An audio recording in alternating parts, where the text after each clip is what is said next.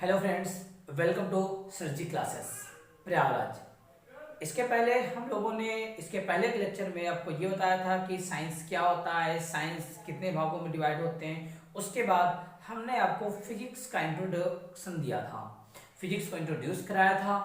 साथ ही साथ आपको एक एनिमेटेड वीडियो भी दिखाया था जिससे आप फिजिक्स को आसानी से समझ सकें। आज का लेक्चर हम क्लास 12 का पहला लेक्चर स्टार्ट करने जा रहे हैं। क्लास 12 का पहला लेक्चर स्टार्ट करते हुए, पहला लेक्चर स्टार्ट करने से पहले हम लोग क्लास 12 के सिलेबस के बारे में एक बार सरसरी निगाह से देख लेते हैं। तो क्लास 12 का फिजिक्स का सिलेबस क्या होता है ये देख लीजिए। जो क्लास 12 की फिजिक्स होती है, क्लास 12 की फिजिक्स, क्लास 12 की फिजिक्स के दो वैल्यूम होते हैं, volume first and volume second.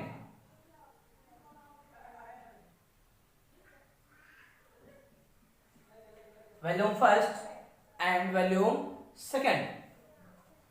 Volume first में हम लोग इलेक्ट्रोमैग्नेटिक्स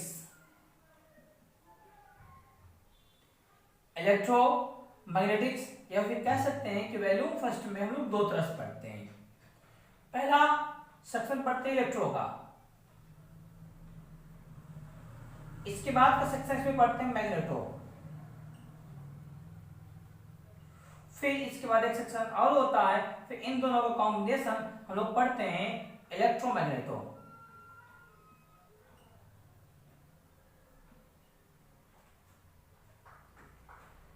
इलेक्ट्रो के दो टॉपिक्स होते हैं, दो सेक्शन। पहला सेक्शन होता है इलेक्ट्रोस्टैटिक,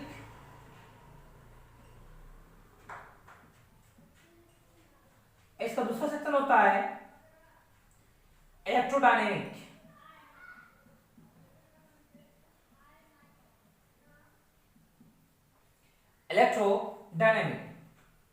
इलेक्ट्रोस्टैटिक के दो सेक्शन होते हैं।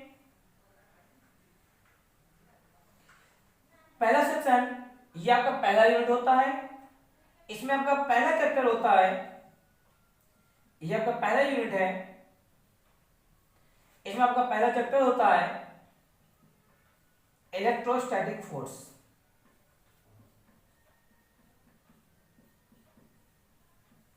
और सेकंड चैप्टर होता है electrostatic potential and capacitor.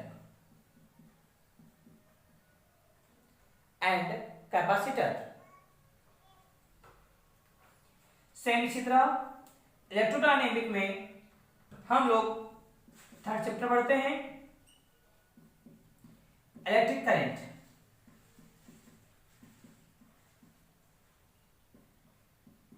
Electric current.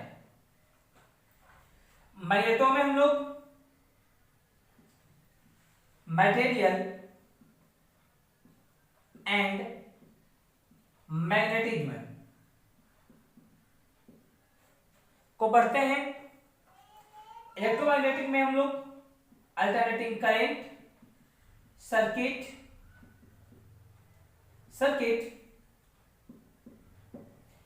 Electromagnetic waves, इन सबको पढ़ते हैं। वैल्यूम सेकेंड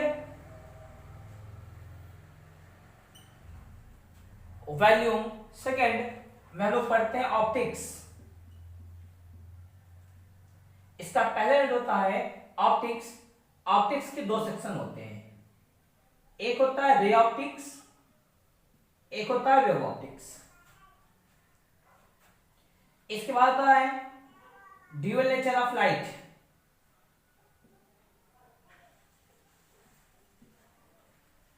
इसी में हम लोग फोटो इलेक्ट्रिक इफेक्ट को पढ़ते हैं। एक होता है एटम, फिर न्यूक्लियस, फिर इलेक्ट्रॉनिक्स, फिर कम्युनिकेशन। ये हो गया हमारा सिलेबस, वॉल्यूम फर्स्ट का सिलेबस और वॉल्यूम सेकंड का सिलेबस। दोनों सिलेबस आपके 35 एंड 35 मार्क्स होते हैं और इसी तरह से सभी मार्क्स सभी चैप्टर में डिस्ट्रीब्यूट होते हैं। तो ये हो गया हमारा क्लास 12 फिजिक्स का सिलेबस। आपकी पहली किताब है वॉल्यूम 1।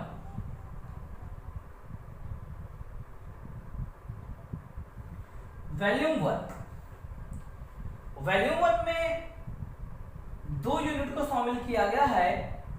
इसके 2 यूनिट में इसका जो यूनिट फर्स्ट होता है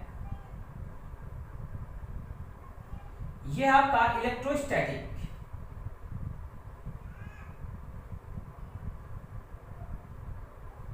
इलेक्ट्रोस्टैटिक और इस यूनिट के अंतर्गत आपका पहला चैप्टर है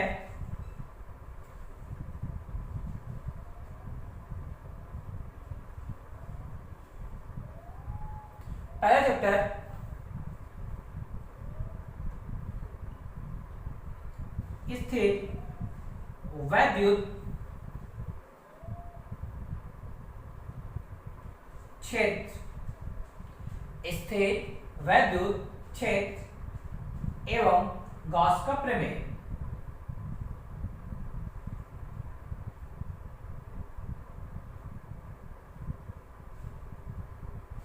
इसको बोला जाता है जिसमें static, electric field and Gauss theorem.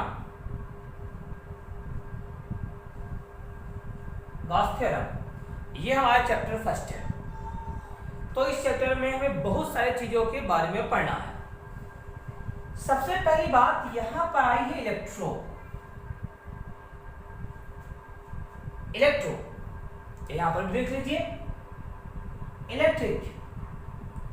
आखिरकार यह इलेक्ट्रिक होता क्या है? इलेक्ट्रिक क्या है हमें नहीं पता, तो बात करते हैं इलेक्ट्रिक के बारे में। तो आपका पहला टॉपिक पहले हेडिंग रहेगी वैद्युत, जिसको हम लोग इलेक्ट्रिक कहते हैं।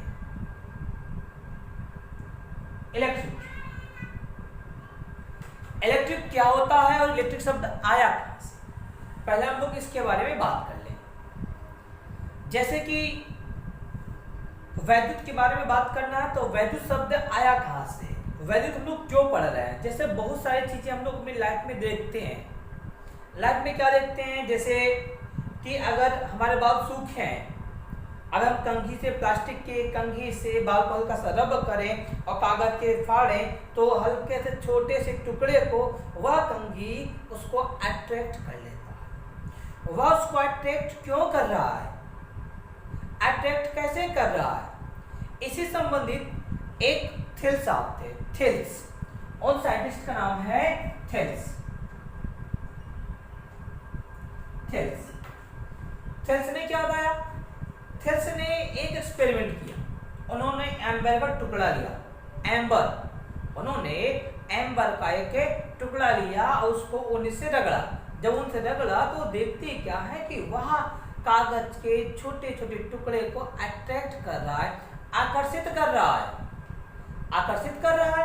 उस समय जो एम्बर था उसके आकर्षित करने का यह जो गुण होता है, इस गुण को ग्रीक भाषा में इलेक्ट्रॉन कहा जाता था और उसी इलेक्ट्रॉन शब्द से इलेक्ट्रिक का जन्म हुआ। तो उनके अकॉर्डिंग, उस एक्सपेरिमेंट के अकॉर्डिंग हम लोग यहाँ पर ये कह सकते हैं किसी भी आवेशित पदार्थ के द्वारा किसी भी आवेशित कण के द्वारा किसी दूसरे आवेशित कण को आकर्षित या प्रतिकर्षित करने का गुण वैद्युत कहलाता है। तो यहाँ पे कहा जा सकता है कि यहाँ पर हम लोग कह सकते हैं कि किन्हीं दो आवेशित कणों के बीच किसी दो आवेशित दो आवेशित कणों के बीच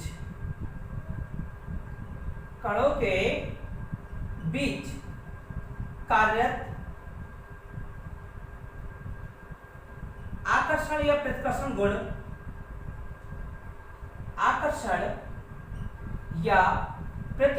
गुण वैद्युत कहलाता है। कार्यरत आकर्षण या प्रतिकर्षण गुण वैद्युत कहलाता है। तो यहाँ पर हम लोग देखिए, कोई भी परिभाषा है फिजिक्स की, कोई भी परिभाषा है आप अपने से भी लिख सकते हैं अगर आप बातों को समझ चुके हैं तो। जैसे यहाँ पर जो शब्द लिखा गया है इसी परिभाषा को हम लोग ऐसे भी कर सकते हैं कि किन्हीं दो आवेशित पदार्थों के बीच स्वतः आकर्षित या प्रतिकर्षित होने का गुण वैद्युत कहलाता है। अब यहां पर एक शब्द आ गया आवेशित। यहां पे एक शब्द आ गया आपका आवेशित। अब यहां पर बात करते हैं आखिर ये आवेश क्या होता है।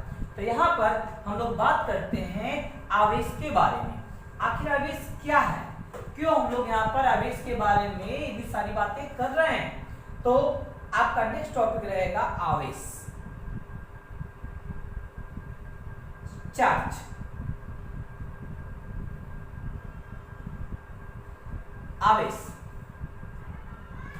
आवेश क्या होता है।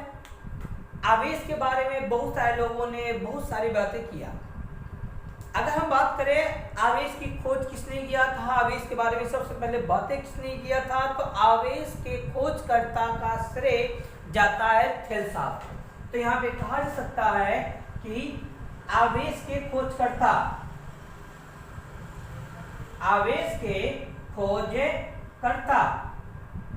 कौन है, थेल साहब ने आवेश को खोजा कैसे था, उन्होंने एम्बर के टुकड़े को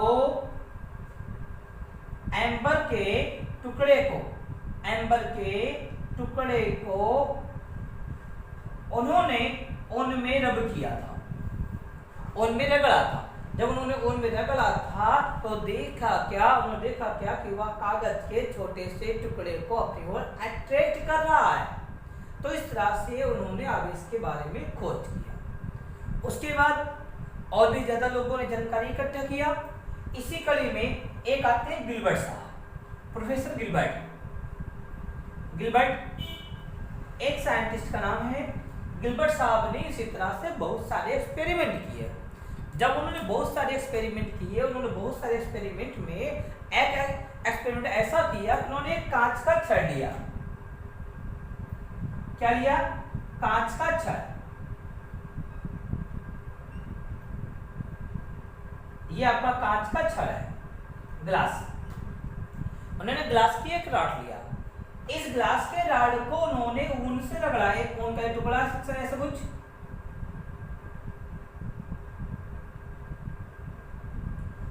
इससे ये ऊन का सेक्शन है या रेशम मान लेते हैं। इसको उन्होंने रेशम के टुकड़े से रगड़ा। जब इन्होंने रेशम के टुकड़े से इसको अटैक किया ऐसे रेशम के टुकड़े से जब इन्होंने इसको रगड़ने के बाद इन्होंने सेम ऐसे दूसरा भी छड़ लिया। जब दूसरा छड़ लिया तो दूसरे छड़ को लेकर आए, वो भी कांच का ही था। दूसरा छड़ लिया इन्होंने ऐसा कुछ, इसको भी रेशम के टुकड़े के साथ में रगड़ा गया। ये कांच की छड़ है, ये रेशम का टुकड़ा है। ठीक, ये आपका पहला छड़ है, ये आपका दूसरा। जब रगड़ने के बाद इन दोनों छड़ों को जब एकदम पास में लेकर आते हैं, देखते क्या है कि ये दो के दोनों छड़ दूर जाते हैं, एक दूसरे से क्या होते हैं, दूर चले जाते हैं। दूर जाने का मतलब प्रतिकर्षण। इन्होंने ये पहला केस लिया, पहला एग्जाम्पल। फिर इसके बाद इन्होंने दूसरा एग्जाम्पल लिया, दूसरा एक्सपेरिमेंट किया। दूसरा एक्सपेरिमेंट में इन्होंने क्या किया, ये पहला एक्सपेरिमेंट एग्जाम्पल फर्स्ट, इन्होंने सेकंड एक्सपेरिमेंट किया। सेकंड एक्सपेरिमेंट में अब इन्होंने एबोनाइट की छड़ लिया। ये छड़ आपको क्या है, एबोनाइट का छड़ है, और इसको रगड़ा इन्होंने बिल्ली की खाल से।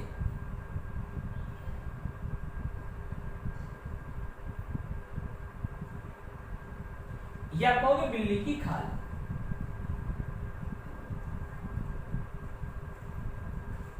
बिल्ली की खाल से रगड़ा, बिल्ली की खाल से रगड़ा। बिल्ली की खाल से रगड़ने के बाद, बिल्ली की खाल से रगड़ा, और ये आपका है एबोनाइट की छड़। इससे रगड़ा तो इस पर भी आवेश आ गया। सेम इसी तरह इन्होंने दूसरा एबोनाइट का भी छड़ लिया।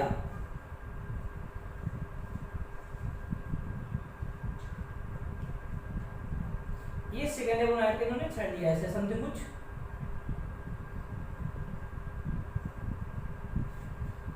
इसको भी इन्होंने रगड़ा, ये एबोनाइट की छड़ है आपकी, ये भी, ये आपकी बिल्ली की खाल है।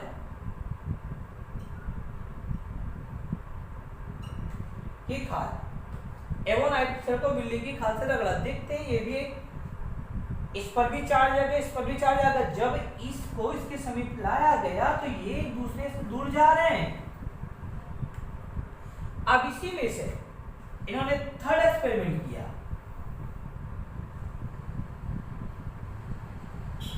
Third experiment, experiment third, experiment third में अब इन्हीं आवेशित छड़ों में से एक छड़ कांच का, एक छड़ एबोनाइट का, दोनों छड़ों को अपने पास लेकर आया। इन्होंने इन दोनों छड़ों को क्या लेकर आया, अपने पास में लेकर आया।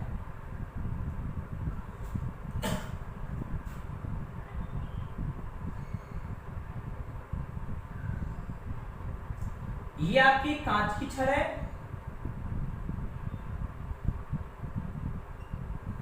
और ये आपके एबोनाइट की छड़ है।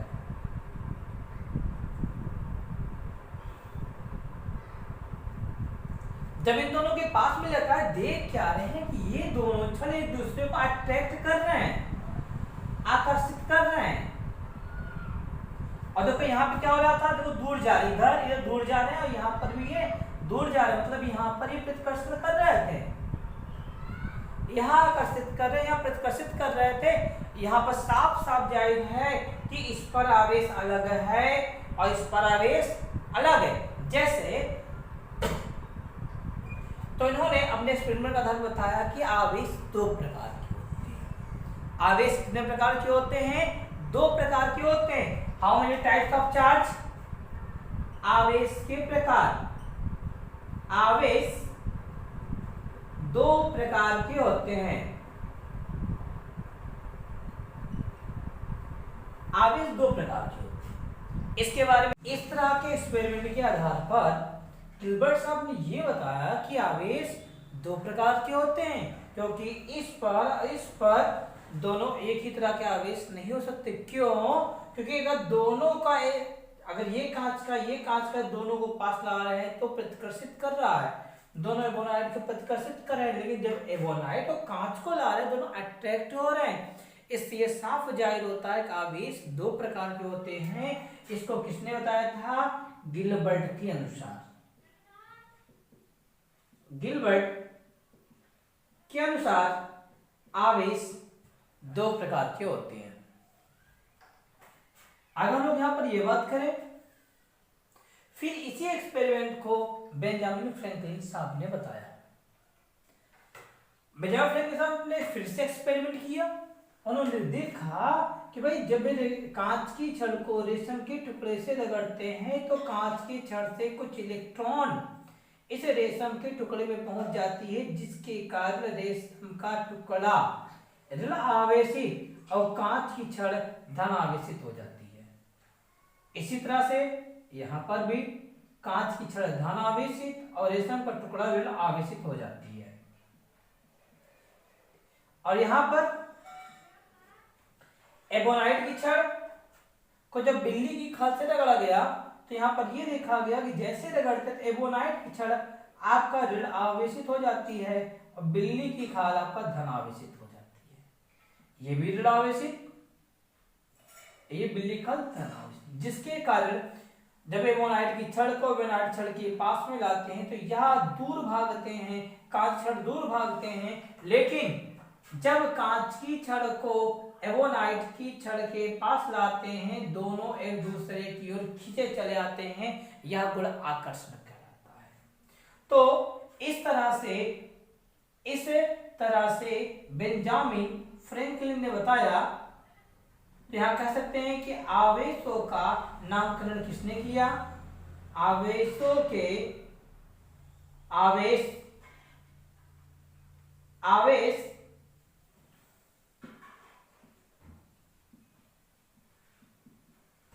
के प्रकारों का नामकरण किया। किसने किया? बेंजामिन फ्रैंकलिन ने किया। बेंजामिन फ्रैंकलिन ने किया। तो और बेंजामिन फ्रैंकलिन के अनुसार आवेश दो प्रकार के होते हैं, एक होता है धन आवेश, एक होता है आपका ऋण आवेश। आवेश का कोई भी स्पष्ट परिभाषा नहीं है। आवेश को स्पष्ट रूप से परिभाषित करने के लिए इन एक्सपेरिमेंट का सहारा लेना पड़ा। जब सहारा लिया गया तो उसके आधार पर यह बताया गया कि उसके आधार पर आवेश को परिभाषित किया गया। आवेश की परिभाषा क्या दिया गया? तो यहां पर यह कह सकते हैं किसी भी पदार्थ का वह मूल गुण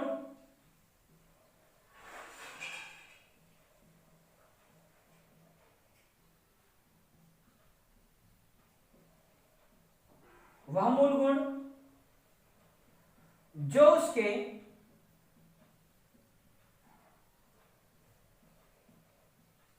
वैद्युत एवं चुंबकीय प्रभाव की व्याख्या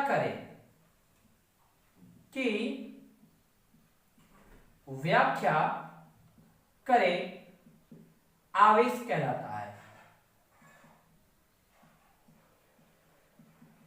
आवेश कहलाता है। आवेश के प्रकार, आवेश के प्रकार, टाइप्स ऑफ चार्ज।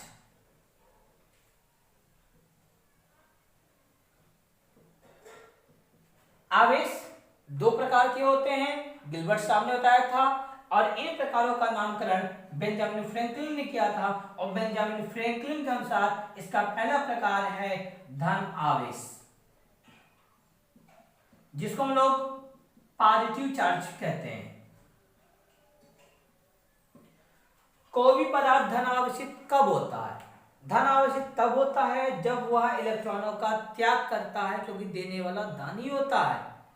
कभी भी प्रोटॉनों का दान नहीं किया जा सकता, क्योंकि कोई भी पदार्थ प्रोटॉन का त्याग नहीं कर सकते हैं। क्यों? क्योंकि प्रोटॉन नाभिक में पाए जाते हैं और नाभिक में पाए जाने वाले न्यूक्लियस कहलाते हैं, और न्यूक्लियस प्रबल नाभिकीय बल से बंधे हुए होते हैं, जिसके कारण प्रोटॉन नाभिक से अलग नहीं हो सकते हैं। तो आवेश सिर्फ और सिर्फ इलेक्ट्रॉनों के कारण होता है। अगर कोई परमाणु इलेक्ट्रॉनों का त्याग कर रहा है,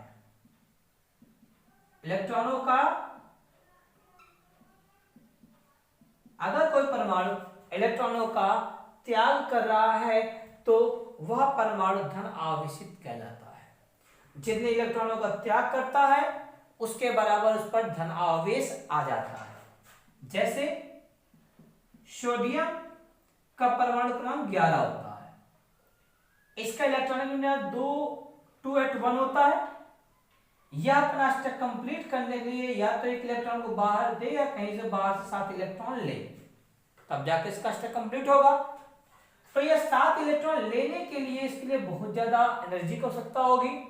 या इसके लिए सुलभ नहीं होगा, तो यहाँ पर कह सकते हैं इसके लिए सबसे ज्यादा सुलभ ये होगा कि अपना इलेक्ट्रॉन को त्याग दे। जैसे ही अपना एक इलेक्ट्रॉन का त्याग करेगा वैसे ही इस पर एक पॉजिटिव चार्ज आ जाएगा, क्योंकि इसने एक इलेक्ट्रॉन का त्याग किया इसलिए एक positive charge.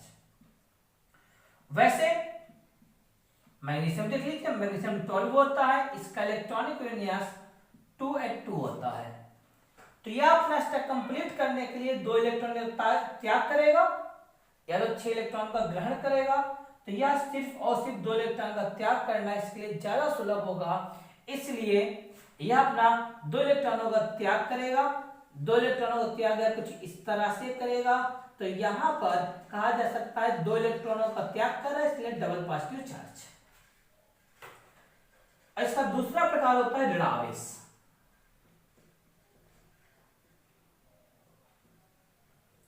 Negative charge.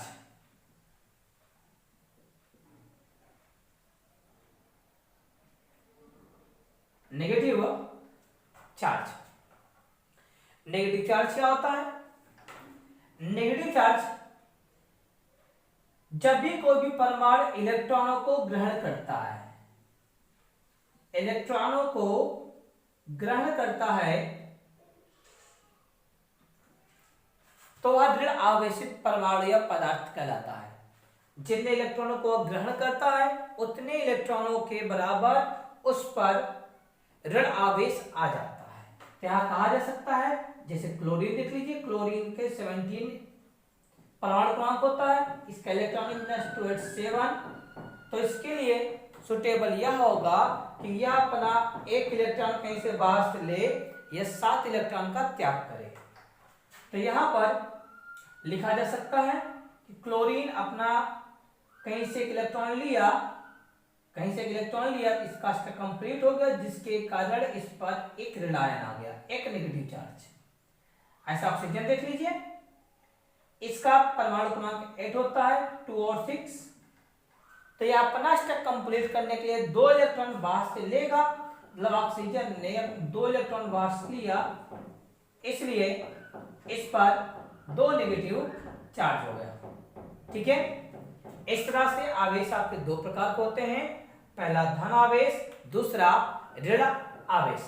Okay, आवेश के मात्रक के बारे में कि आवेश के मात्रक क्या होता है। आवेश के मात्रक, unit of charge, unit of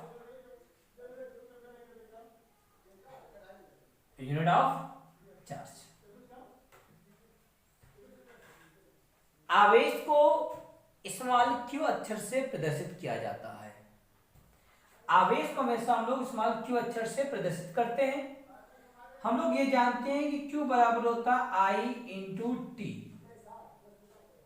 Q आवेश होता है, I वैद्युत धारा होती है, T आपका समय होता है। आप लोग जानते हैं कि वैद्युत धारा का मात्रक एम्पियर होता है और समय का मात्रक सेकंड होता है। तो यहां से कहा जा सकता है आवेश का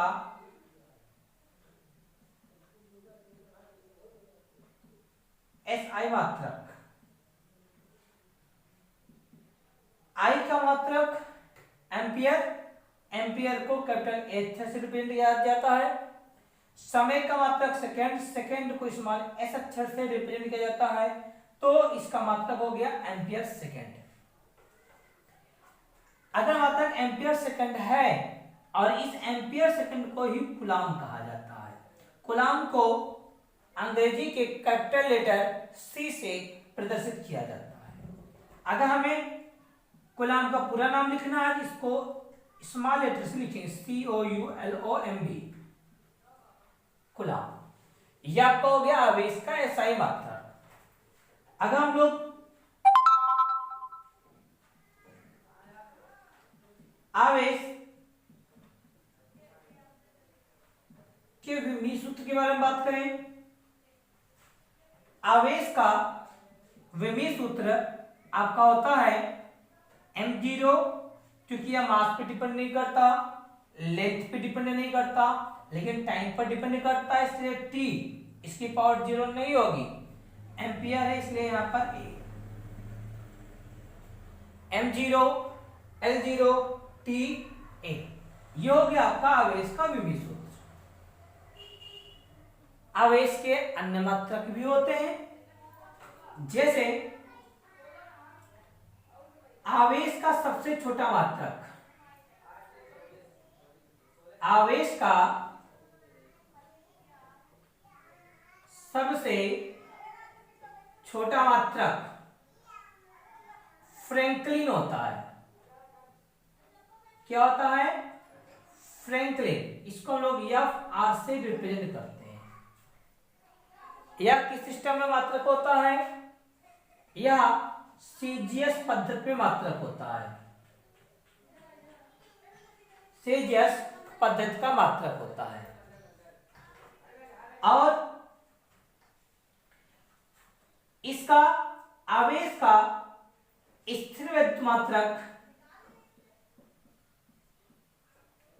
स्थिर वैद्युत मात्रक किसका? आवेश का। आवेश का स्थिर वैद्युत मात्रक होता है ESU। ESU इसको बोलते हैं हम लोग इलेक्ट्रो स्टैटिक यूनिट। एक ESU एक फ्रैंकलिन के बराबर होता है और एक कूलाम में 3 × 10⁹ ESU होता है। 3 × 10⁹ ESU होता है। आवेश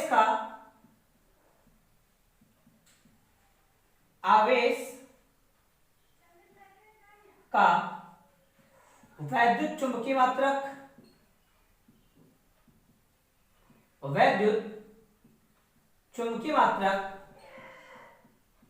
एक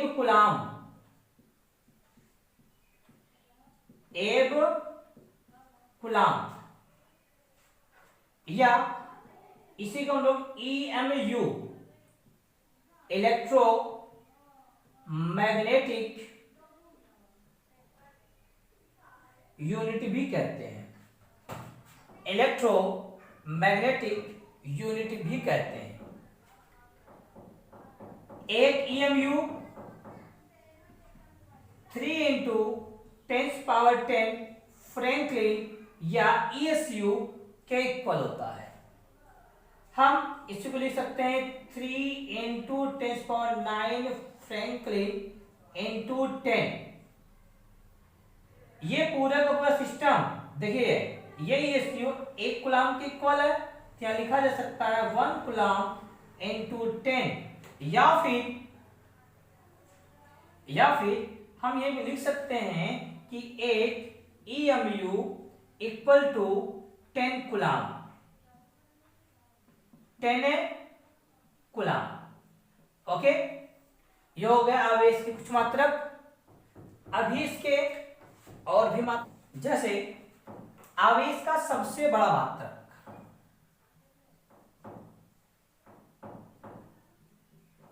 आवेश का सबसे बड़ा मात्रक, largest unit of charge, Faraday होता है।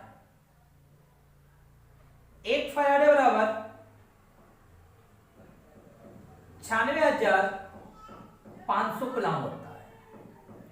एक फैराडे बराबर 96,500 कूलाम होता है। इसके साथ साथ और मात्रक, जैसे 1 मिली कूलाम, स्मॉल m का मतलब होता है मिली, c का मतलब कूलाम, तो 1 मिली कूलाम 10⁻³ कूलाम होता है। 1 माइक्रो कूलाम 10⁻6 कूलाम होता है। 1 नैनो कूलाम 10⁻⁹ कूलम होता है।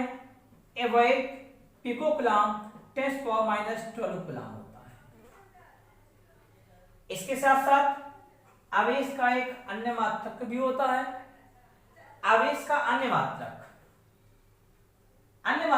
आजकल प्रचलित है, बहुत ही बड़ा मात्रक, आप लोग जानते भी इस मात्रक के बारे में। जैसा लोग जाते हैं मार्केट में, कहते हैं भैया बैटरी, मोबाइल की बैटरी चाहिए, पूछते हैं कितने एमएच का है, mAh। आवेश का प्रचलित व्यवहारिक मात्रक,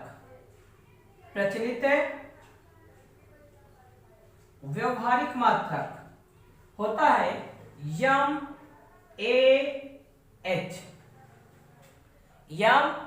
mAh, जिसका मतलब होता है मिली एम्पियर आवर। यदि आवेश का मात्रक है तो देखते हैं 1 mAh 1 मिली एम्पियर